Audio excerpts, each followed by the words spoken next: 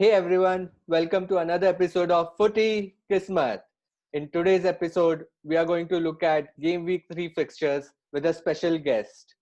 Our guest today is a fellow Manchester United fan and supporter, known for his honest yet brutal views on football.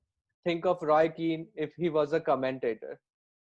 Tormentor of rival fans on Twitter.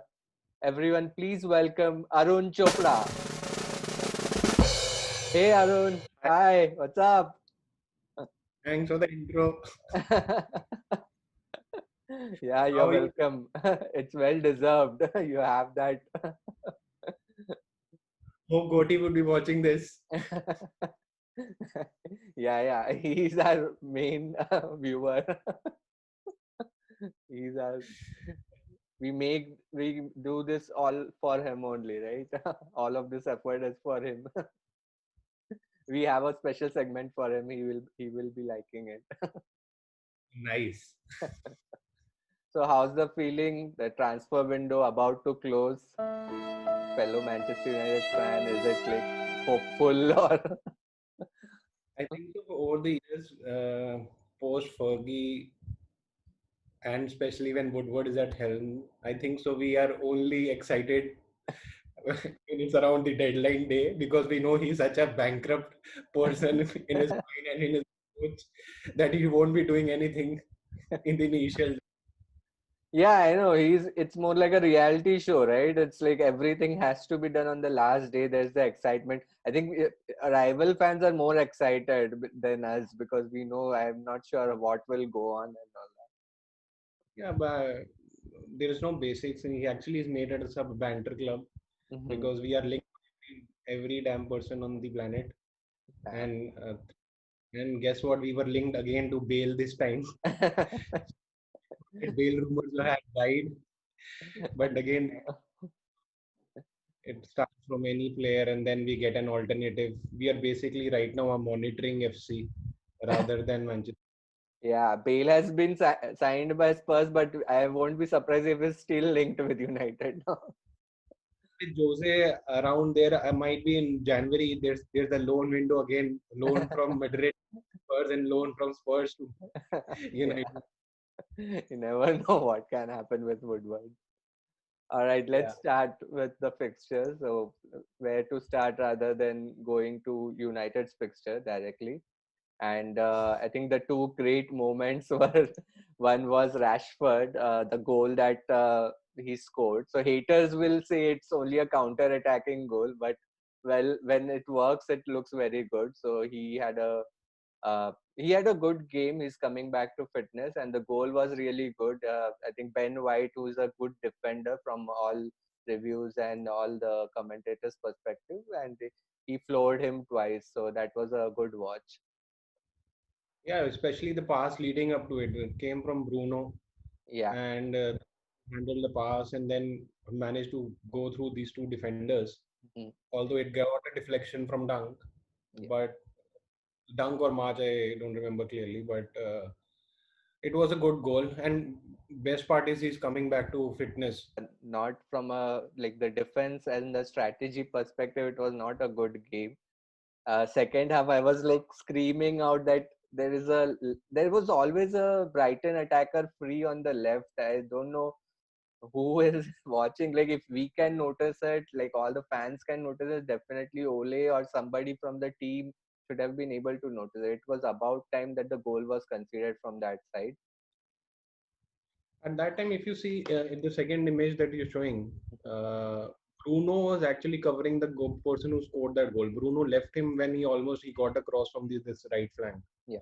So overall, there was a collective defensive mistake, which Mhm. always happens with us. But surprising part was we are on the left side we have Bisaka over there, but Yeah. right now we see he is trailing back the person who's going to about to score the goal, Yes. and every time it happens, it comes in the latter stages of the game when we are having a one goal lead. So it was bound to happen. And where to end the match review from like Neil Mope having a having a cry, I would say, cry filled of happiness and a cry filled of sorrow. And obviously, Bruno there for collecting all the tears. Actually, I used to love Mope. What happened against Arsenal? I used Okay. to love him, but then he did him, Yeah. and then they wanted to come in. He's actually the Luis Suarez of Brighton. He's a good attacking player. No, I mean, really, he's a good player. Uh-huh. But This yeah, was the absolute winter which happened at the end of the game. yeah, this was like I said actually nobody remembers that United had a poor game because the ending was so much fun. And Mope, I So agree. Like when it was against Arsenal, it was fun, but then did this thing. But at least we had the justice to be given here, right? yeah, Yeah, so that we get penalties and all. Now we are the first football club we can get a penalty even after the full time whistle. true, true. And Bruno is there to This is a close joke. those. We deserved a penalty for this. Yeah, yeah. So, from a man of the match perspective, who do you think should get it? Should it be the goal post? Because I think uh, Brighton struck the goal post 5 times, which is I think a record in the Premiership, and definitely that's a contender. Then it's Neil Mope with his handball, and so it takes a lot of courage to give a penalty at that moment of time after your team has just equalized. So that's a big thing. Or for Bruno for converting a penalty after full time, so that's a big uh, thing that has come out of the match, that United can now score after full time also. There was Fergie time, now we have Bruno time, right?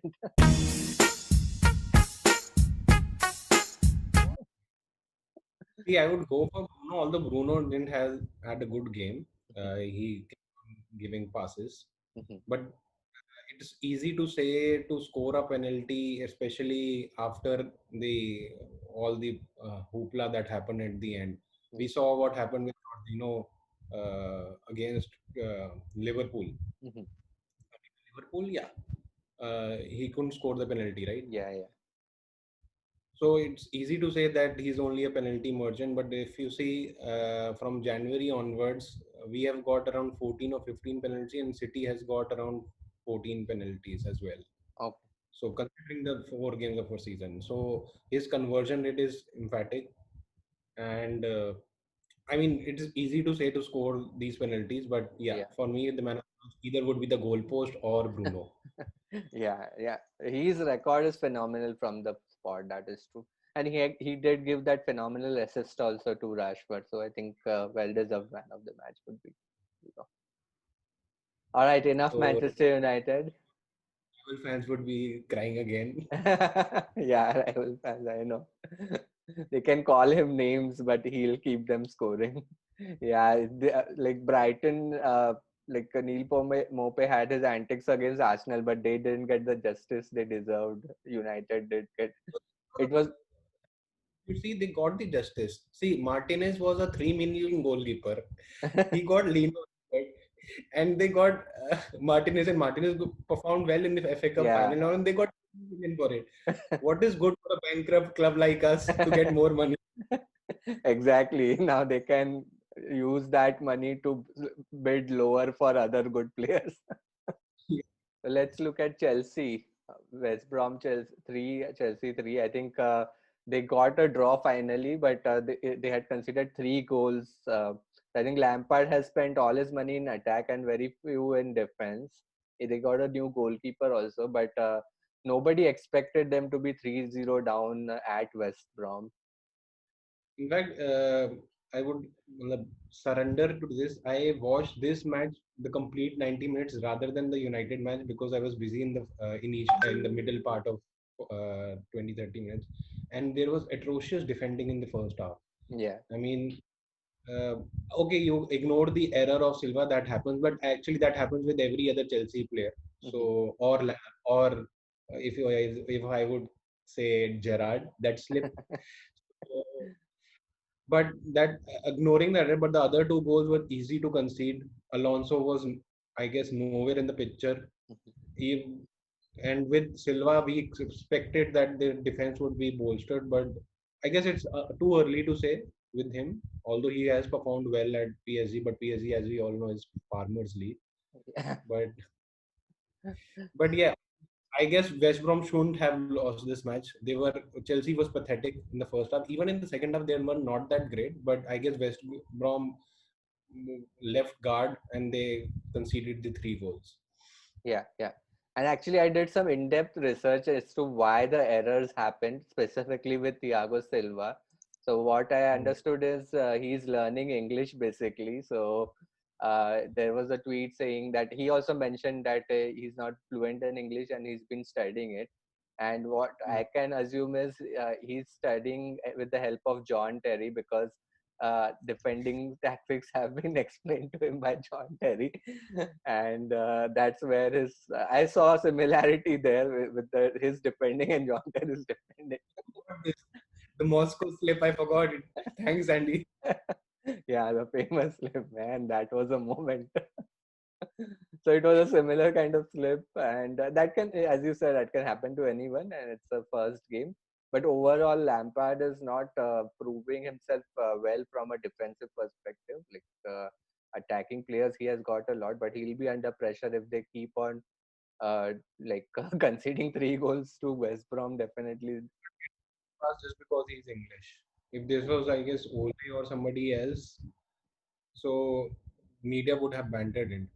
And yeah, he is a exactly. favorite, he's a favorite boy of the English press. Yeah, yeah, yeah. He's not getting half the criticism that Ole gets actually. So So okay. Oh, yeah, now your second favorite club or the second favorite manager. So yeah, Man City 2 and Leicester City 5. So this was again not an expected result. And Man City with all their attacking, albeit they had some injuries. So let's see what makes Pep happy. Oh, all those attackers, right? Sane obviously is gone, but the transfer fees are here. They've spent well, I would say, in attack. Mahrez, Rodri. Rodri is still like a question mark, but it's not like a bad signing as such for now. Mahrez has been a decent signing. Obviously, he has been blessed with De Bruyne, Sterling, Aguero before he came. So attack-wise, I think it looks very good. But what is making Pep sad? Okay, the defense. Look at his spending. I He don't know had why it is all his choice. It's not that these players have come from any other manager or as well. yeah, These all players he has only bought it, and as we always say, he is see. Banter aside, City has a good team and they have a great bench. I mean, even if they don't play the first 11, they have such a good players on the bench that they can make up for their playing team.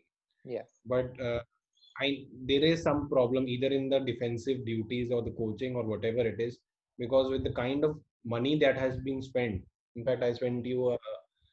I don't remember the figure. It was around 430. How much was it? That figure.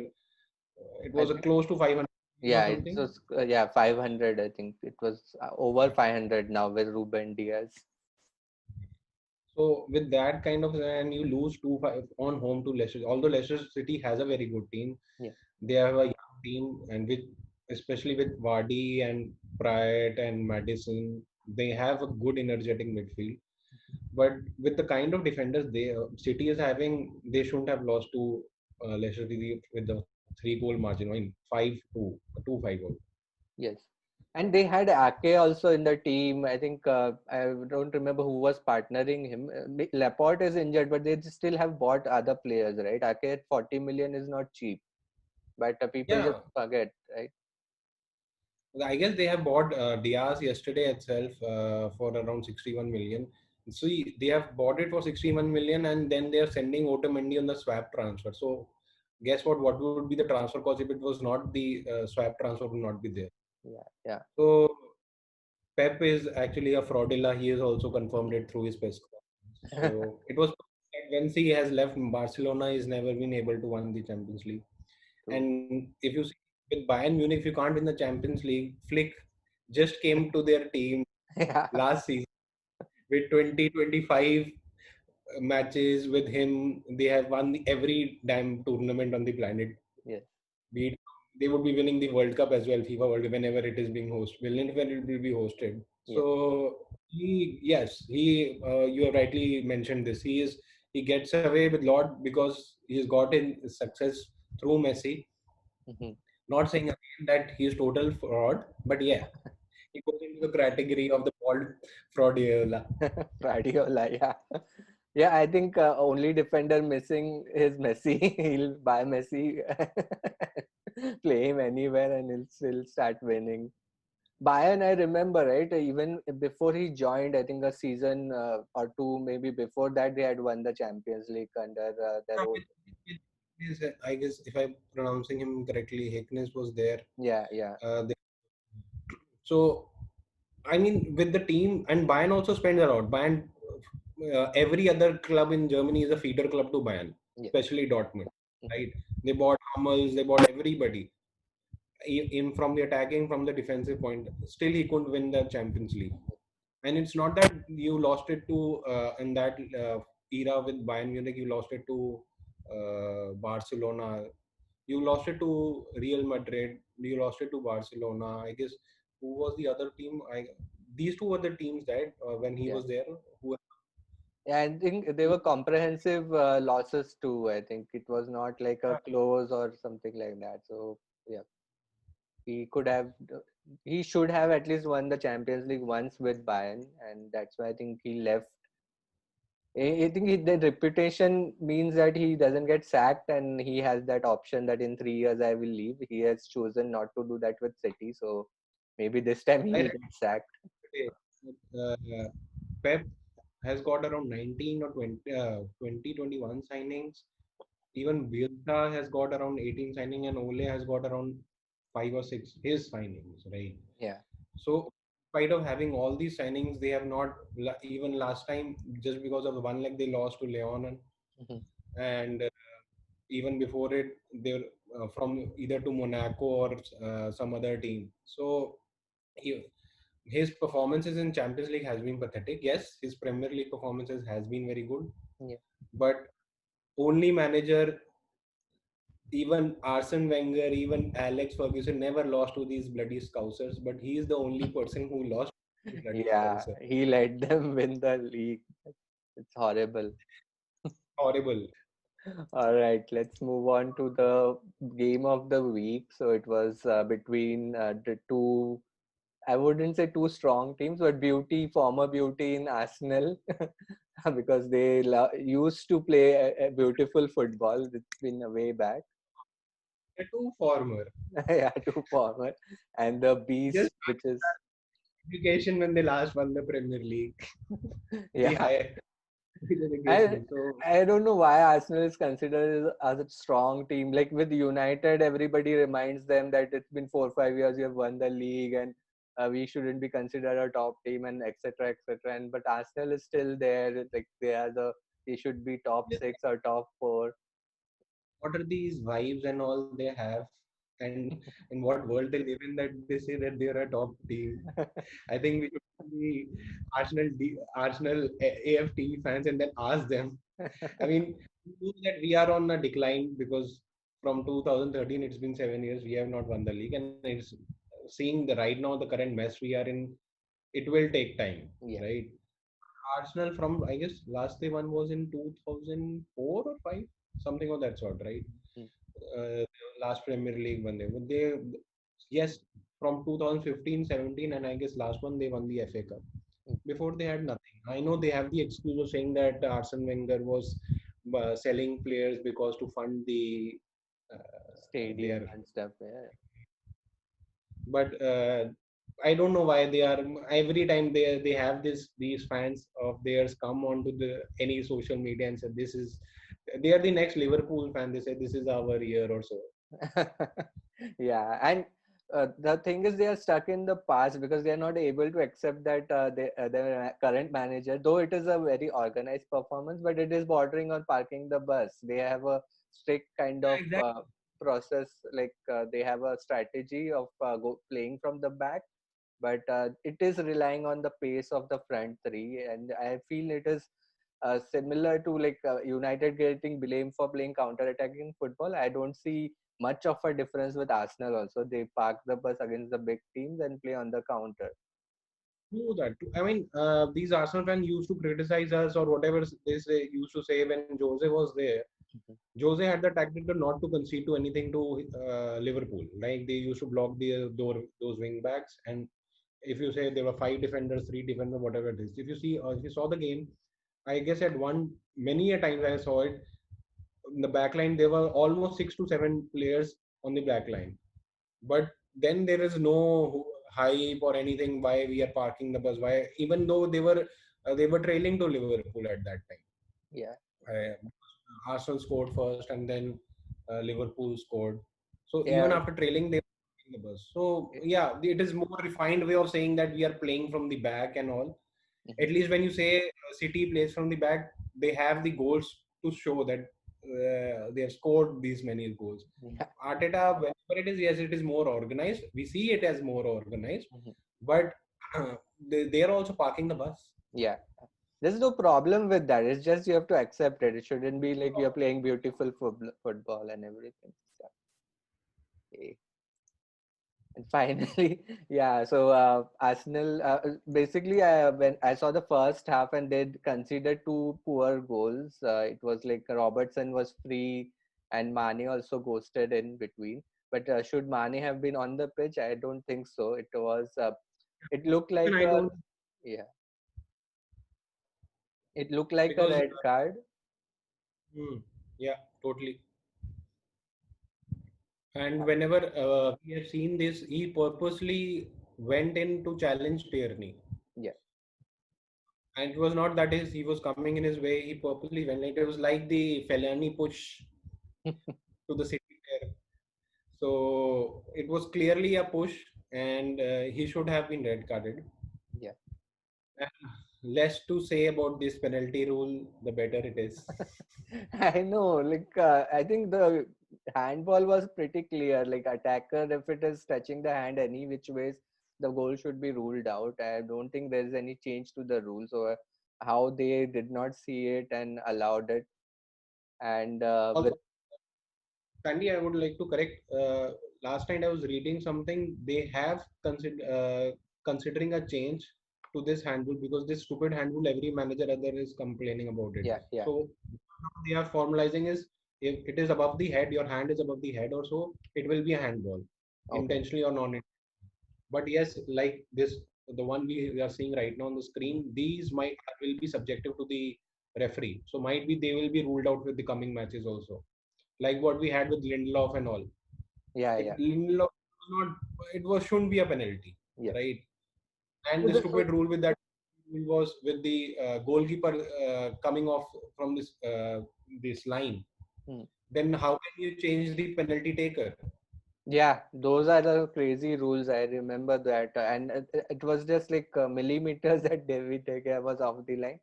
But there are two things, right? One is the defender when like the ball is ricocheting or like the defender is not aware also and it's touching his hand. But here in this case, the attacker is using his hand to control.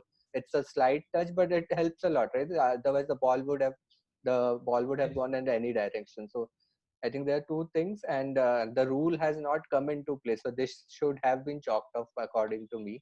And with Lacazette's miss, when he was one-on-one with Allison, it could have been easily 2-2 the score. So Yeah. yeah, yeah. So that basically confirms that we have the certification of Liverpool. It's not a confirmation. It is just adding to the fact. It Yeah, was seen in the last. It was Liverpool. So right. in many Liverpool or the Scouser fans say that no, we have United has been benefited with VAR, but I don't know with the kind of games which we are seeing from last many days how they can say this. Right, And one thing to understand is in this Arsenal and this game. No manager, be it from after Wenger, be it Emery, Freddie, or Arteta, Ozil doesn't come into the picture. So either he has a mood moods of every three managers that they or something he has done which they doesn't fit, because Arsenal doesn't have the creativity in the midfield, Yeah. right? So I guess with Ozil, he can have that creativity, but I guess no manager wants to play, and he's on high wages. Yes. So, and the best winger that ever has been produced, he only gets 15 minutes under Arteta. Yeah. Pepe, remember? I think most Arsenal fans and the management has forgotten about Ozil. It's just they have probably removed his name in the financials that 350K goes to charity or something. They have just Yeah, he's paid for it, and every Arsenal player starts saying about Pogba, Pogba, Pogba. At least yeah. Pogba is playing, or whether he doesn't play shit. At least he's playing. Yes. He's earning that wage. Ozil earns wage by playing Fortnite. Yeah. I don't know what he's doing. At least they should try and get him on loan. Even Bale had a similar situation with Zidane, but at least he was sent out on loan. That common sense has to be there, right? You will save some money there. Whenever we are a banter club, Arsenal always outscores us. Yes, we always have them. All right, Arun, thank you so much. We had a great talk. So just It was, before you go, a quick message for the viewers, which will be our, our FPL group to like, share, and subscribe. yeah, please like, share, and subscribe, and click the bell button. Yeah, click the bell button.